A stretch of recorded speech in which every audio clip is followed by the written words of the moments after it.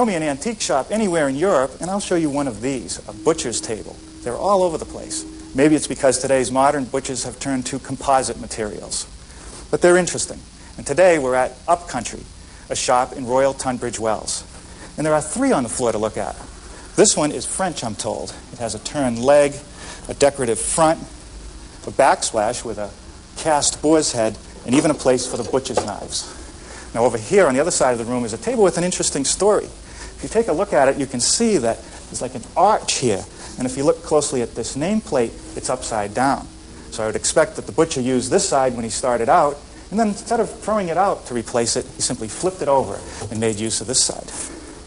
Now over in this room is another one, and it has additional drawers underneath, and they open from both sides, which is kind of a nice feature. Now the top on this one is a band of beech, and it has these metal brackets on the corner, which are typical of a lot of these. And often you'll find plugged holes where rods were placed through it to squeeze everything together, because the field of the cutting surface is actually end-grain blocks, a couple inches square, of beech. Now, a piece like this and this size is very heavy. So I think to make it more useful, we want to make one about half size. I think this is something we should have no trouble putting together. And half size is what I made, except that the butchers of yesterday were a little bit shorter than we are. So I raised the height of the countertop to 37.5 inches. I made the butcher's block from a band of solid maple and the field from end-grain maple. I also maintained the draw detail that makes it accessible from either side. Before we get started today, I want to take a moment to talk about shop safety. Be sure to read, understand, and follow all the safety rules that come with your power tools. Knowing how to use your power tools properly will greatly reduce the risk of personal injury. And remember this, there is no more important safety rule than to wear these safety glasses. Now, in preparation for the project, I spent a little time last night gluing up a couple panels of maple. The strips are 1 9/16 inches wide and about 1 5/8 inches thick.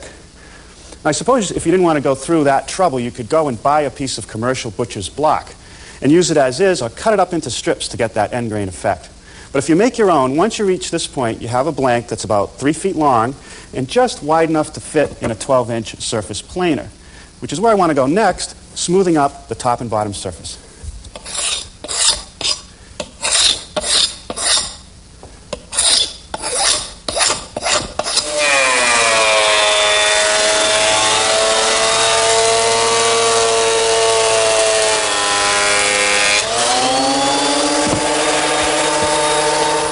With the 2 blanks planed to 1 9/16 inches thick, I'm now ready to glue them to each other. I must admit, I probably wouldn't have even attempted to make up my own butcher's block if it wasn't for the new glues that are available today. They're one part, they're waterproof, and they clean up with water.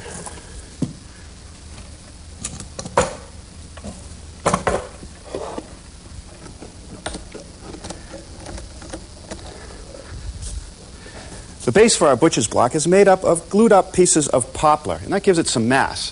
Now, I suppose I could have bought full thickness material, but you pay extra for that. By gluing together thinner pieces, you save money, and it really isn't that difficult. Now, here are 4 blanks for the legs, glued up and cured, but not square. So the first step is to plane the face surfaces so that they're parallel and the right thickness.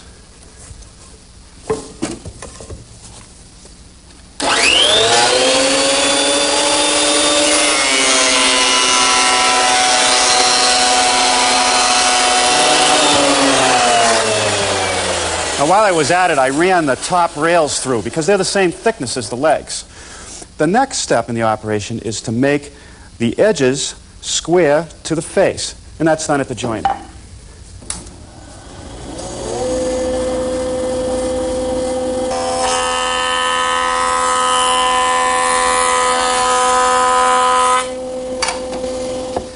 The next step is to take the jointed edge and place it against the rip fence and make a pass through the saw. That way I know that the 2 edges are parallel and square.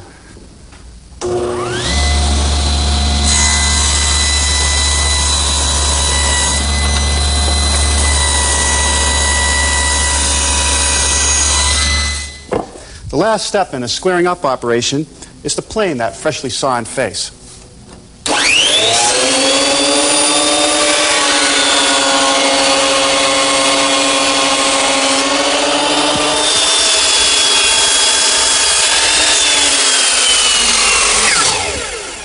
With one end square, I'll cut the legs to length.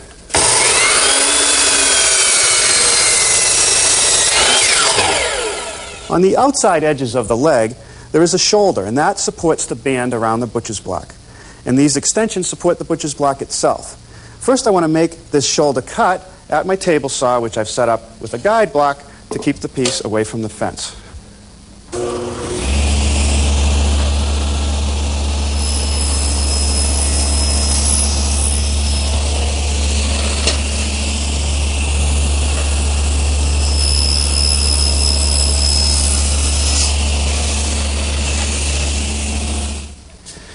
To remove the rest of the material, I'm turning to my bandsaw. Nothing does a better job.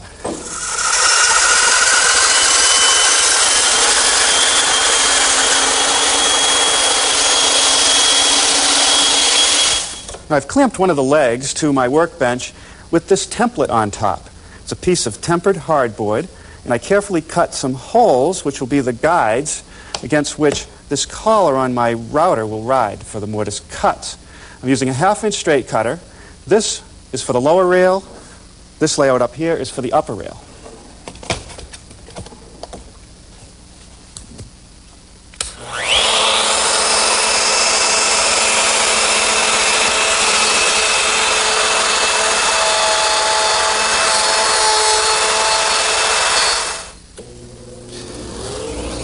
Now the mortise is 1.25 inches deep. I'm going to make it in several passes, cleaning out each pass with the vac.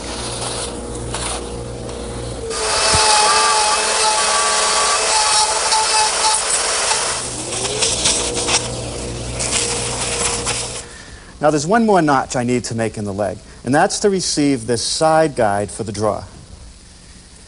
And that's what this cutout in the template is for.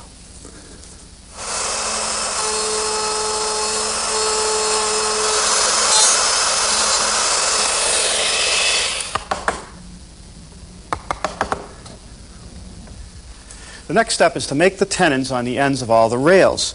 I want to make a nice, clean, crisp cut on all 4 sides, then remove the rest of the material with my bandsaw, as I did earlier.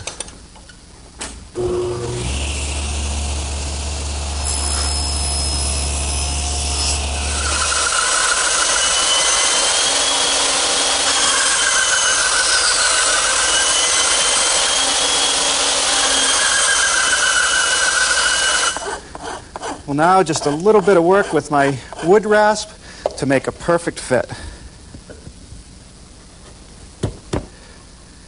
With all the tenons fitted, I'm ready for some assembly. A little bit of glue on the tenons and the mortises.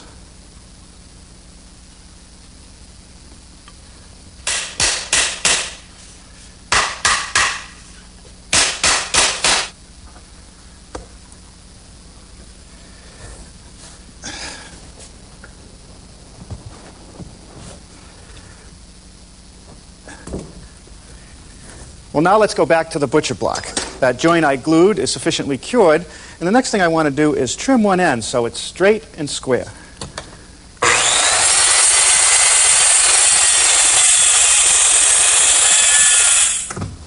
Well, now with my rip fence set for a 2-inch cut, we'll rip some end grain.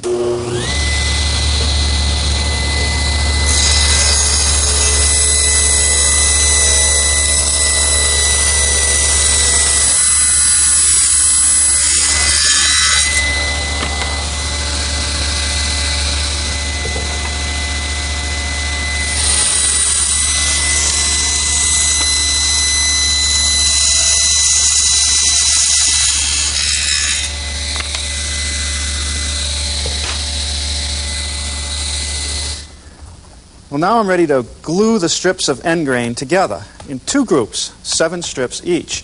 And I do that because it's much easier to clamp 7 pieces together than 14.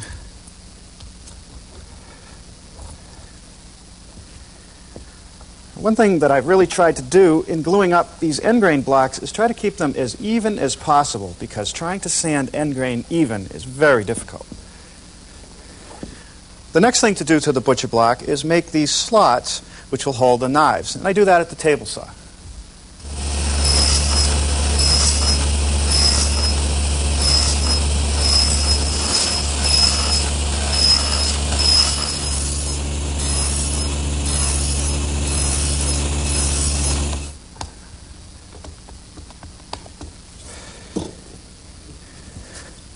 Well, it's a lot easier to cut the knife slot out now than it is later.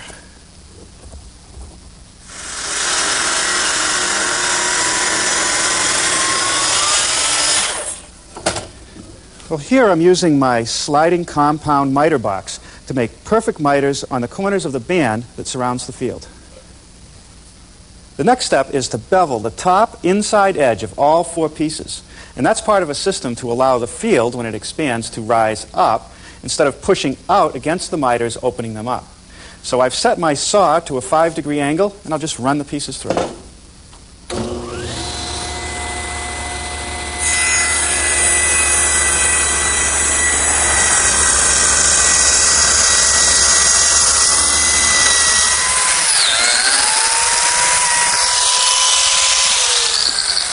Now these slots will be for some number 20 biscuits, which will help hold the corners together.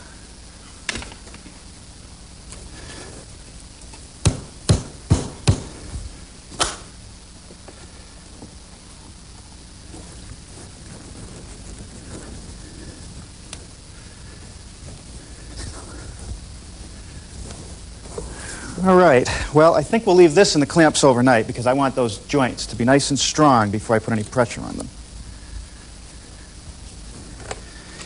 The last thing to do tonight is to glue the 2 halves of the field together.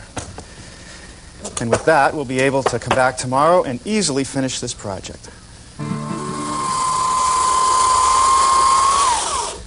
Well, I thought I'd get started this morning where we left off last night, on the butcher block. What I want to do is remove any of the burn marks and unevenness. And this is an 80 grit belt.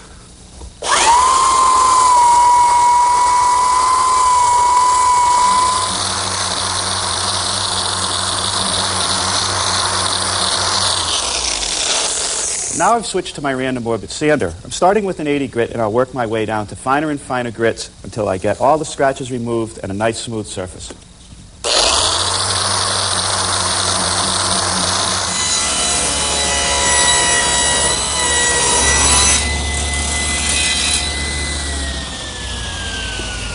Here I flip the butcher block face down and run it through my saw, which is set at 10 degrees.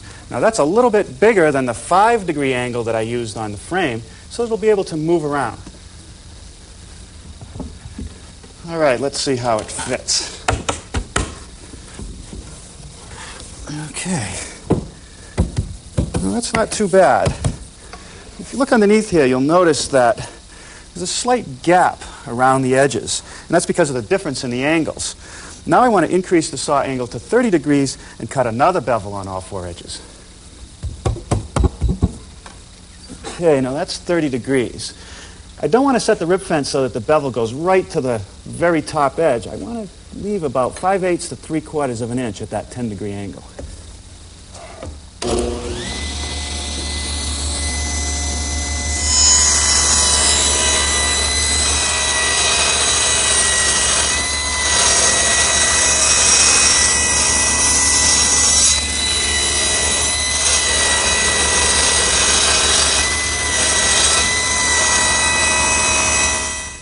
Now for the acid test. The frame sits on the rails and the rabbets that are in the legs. The field, as I said earlier, is meant to sit on the top of the legs. Okay. Now, hopefully with those bevels, if the field should expand, it'll rise up a little bit instead of pushing the sides apart. Now back to the final details on the base. The first thing is to place the side guide for the draw into the mortises.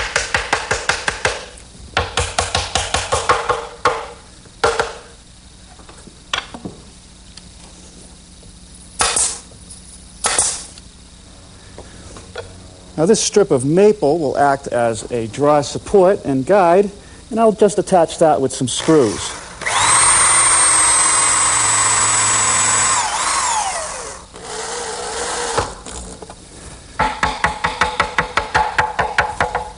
Now this piece of maple will guide the top of the draw so that it won't tip out too much as it's opened.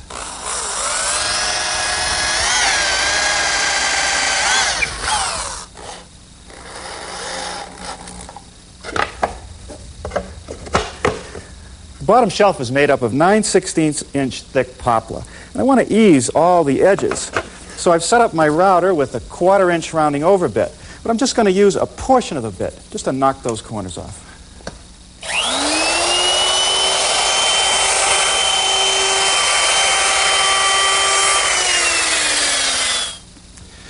Now where the boards meet one another, I'm just going to use this little plane to chamfer the edge. And then I'll nail all the boards in place.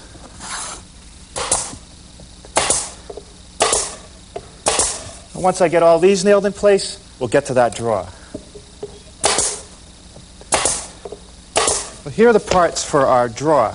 2 drawer fronts, 3/4 of an inch thick, 2 sides, 1/2 inch thick, and a plywood bottom.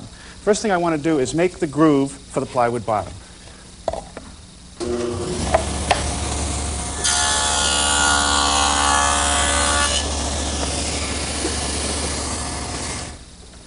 Now this is my dovetailing fixture, which has a number of adjustable fingers, which allows me to make just about any type of dovetail layout that I want. And it works with my router, which is set up with a collar and a dovetailing bit. The collar follows the fingers cutting the dovetails. First, I want to make the tails in the side pieces.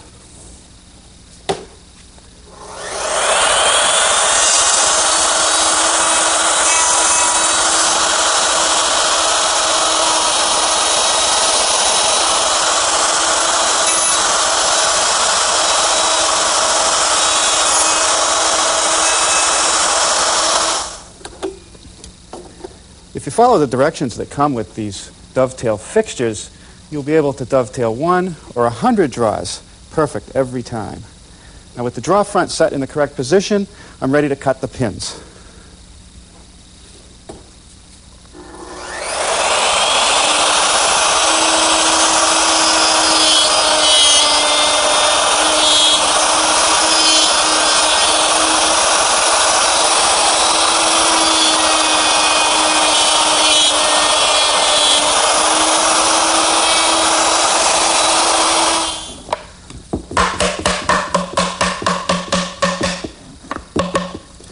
Well, this is an incredibly strong joint.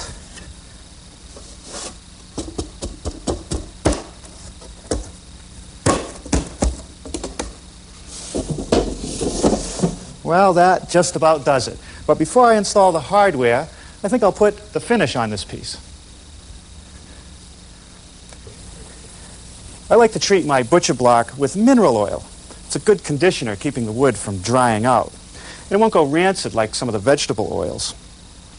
I like to make sure that I put a coat on everything, including the band that goes around the edge. And every once in a while during use, I want to give it a treatment.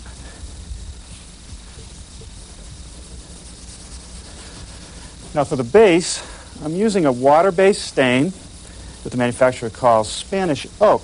It seems to be the closest thing we can find that approximates that English country pine. I'll put 1 coat on, let it dry, and then seal it with some urethane. Well, what do you think? Are we getting any closer to that English country pine look? I think those antique dealers in London better watch out. We're starting to learn their secrets.